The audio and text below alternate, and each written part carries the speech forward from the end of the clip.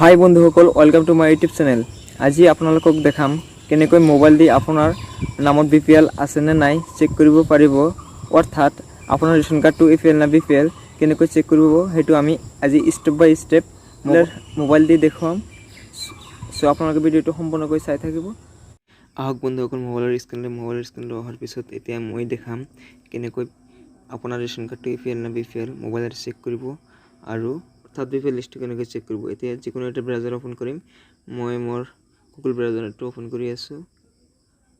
ব্ৰাউজাৰটো open কৰাৰ পিছত just লিখি দিব বিপিএল লিষ্ট আসাম। তো লিখি দিয়াৰ পিছত মানে কেইটামান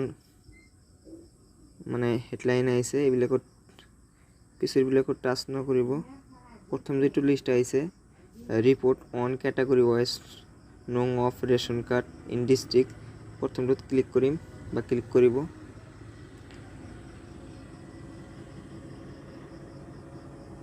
কৰাৰ পিছত এটা ইন্টাৰফেস আহিছে, আপোনালোকে চাই আছে বন্ধুসকল।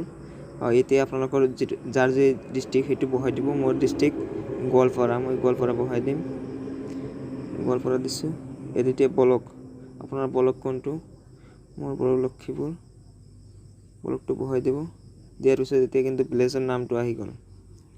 যাৰ যি ভিলেজ সেইটো বহাই দিব। ইয়াত কিন্তু বহুকেইটা আপোনাৰ এই ব্লকৰ আণ্ডাৰত যিখিনি ভিলেজ আছে গোটেইখিনি ইয়াত শ্ব' কৰিব। মই গৈ আছোঁ মোৰটো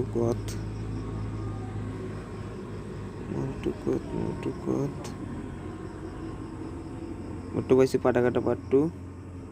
ক্লিক কৰিলোঁ। ক্লিক কৰাৰ পিছত এতিয়া এটা লিষ্ট শ্ব' কৰিলে বন্ধুসকল, আপোনালোকে দেখি আছে। এই যে এইবিলাক শ্ব', এই যে এপিএল, এইটো এপিএল, এইটো কাৰ্ড হিচাপে আপোনাৰ ৰেশন কাৰ্ডটো কোনটো ক্যাটাগরিত আছে, এপিএল না বিপিএল। এই যে বিপিএল চাই আছে, এপিএল বিপিএল। মোৰ এইটো হয়